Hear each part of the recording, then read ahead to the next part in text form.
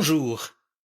Lorsque nous sommes découragés, ébranlés par ce que nous traversons, mesurant ainsi notre faiblesse et notre vulnérabilité, il est bon de s'accrocher à plus solide que soi.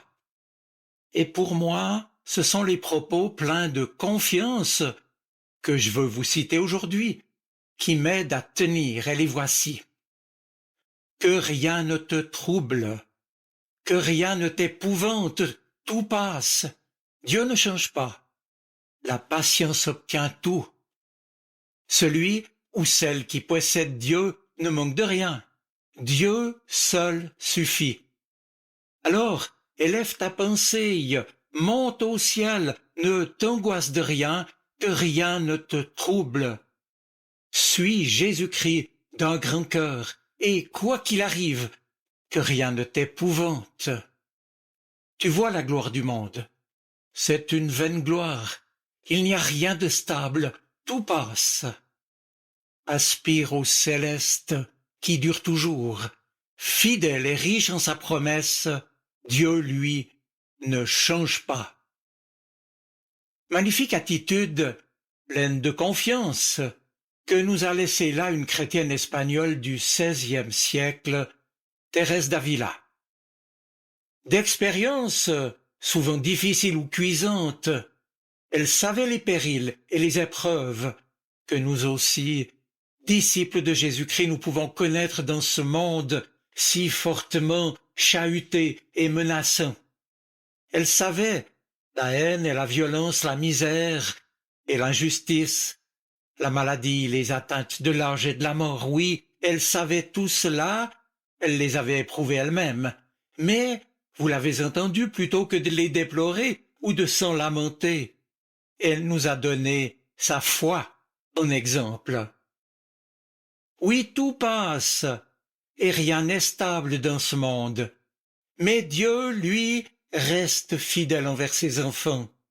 Il prend soin d'eux, même s'il ne leur épargne pas les tracas et les aléas de l'existence humaine. Tout passe, mais Dieu ne change pas. Et c'est cette même assurance, cette confiance placée en lui quoi qu'il puisse arriver, qui lui permet de tenir le coup et de garder le cap avec Dieu. Et dans cet équipé, nous dit Thérèse d'Avila, c'est avec patience que nous pouvons y arriver. La patience qui se nourrit de la certitude, je cite, que celui ou celle qui possède Dieu, en d'autres mots qui reste uni à lui, que celui ou celle-ci ne manque de rien. Dieu seul lui suffit. Point ici de recette toute faite, c'est vrai. Les circonstances restent difficiles pour qui doit les endurer. Mais un simple conseil d'une grande spiritualité. Élève ta pensée, monte au ciel, ne t'angoisse de rien, que rien ne te trouble. Suis Jésus-Christ, et quoi qu'il arrive, que rien ne t'épouvante. Autrement dit, tu es dans la main de Dieu, il t'accompagne, il te garde, tu peux lui faire confiance, lui confier tes craintes et tes angoisses, lui te donnera sa paix et les forces qu'il te faut pour continuer d'avancer avec lui. Le livre des Actes des Apôtres, dans le Nouveau Testament, nous dit que semblable encouragement avait déjà été adressé par Paul et Barnabas aux chrétiens des églises d'Iconium et d'Antioche qu'ils ont visitées, également confrontés à l'adversité et à la malveillance. Persévérer dans la foi, leur ont-ils dit en substance. Persévérer dans la foi, car la persévérance est bien la traduction de la patience active et confiante pour les disciples de Jésus-Christ hier comme aujourd'hui.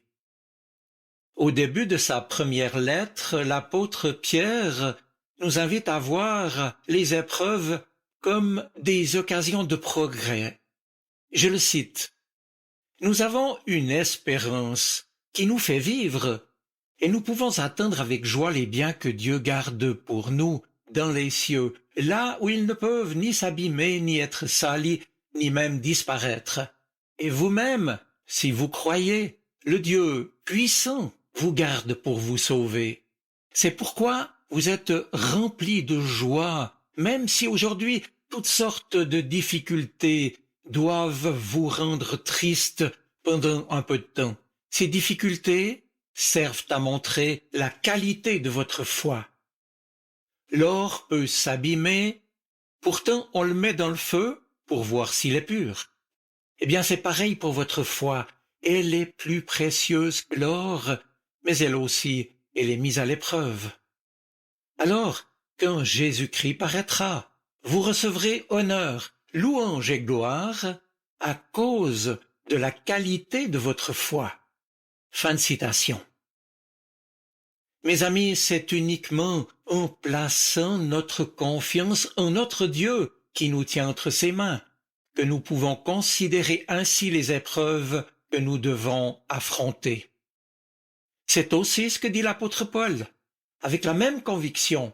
Quand il écrit aux Romains, je le cite, c'est au chapitre 3.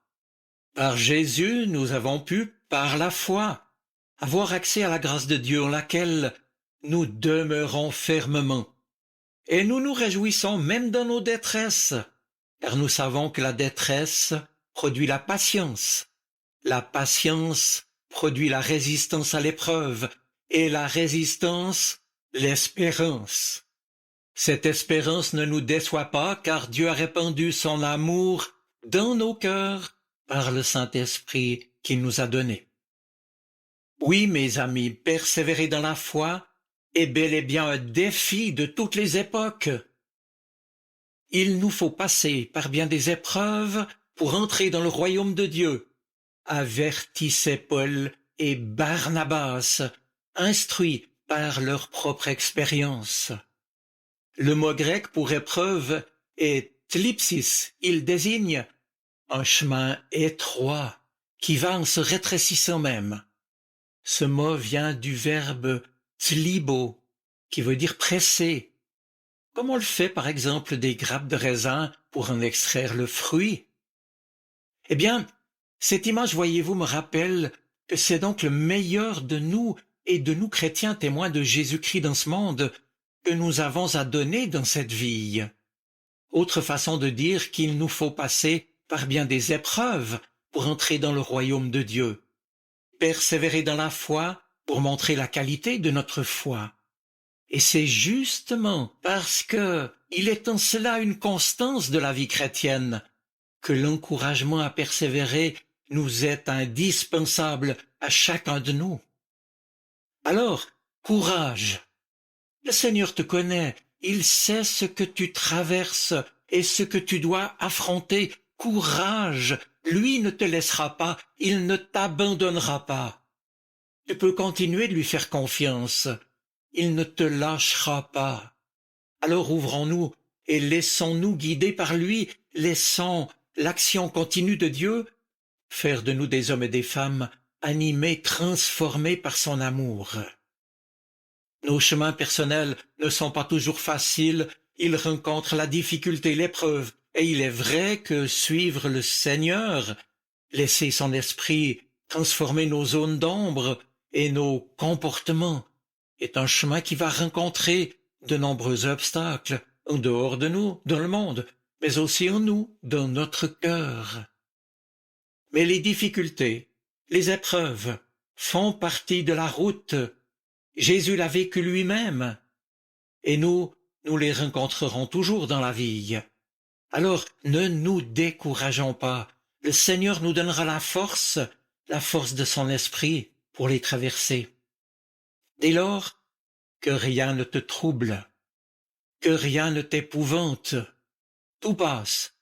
Dieu ne change pas. La patience obtient tout.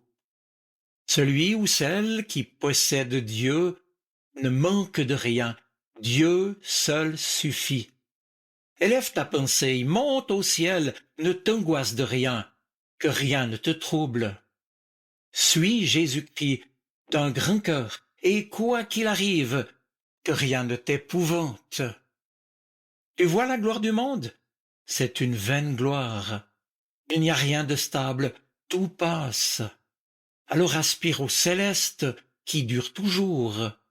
Fidèle et riche en sa promesse, Dieu, lui, ne change pas. Mes amis, je vous souhaite une bonne semaine. Soyez bénis. Amen. Sa parole résonne dans mon cœur. Elle est vivante, elle parle. Elle m'aide à choisir, m'illumine.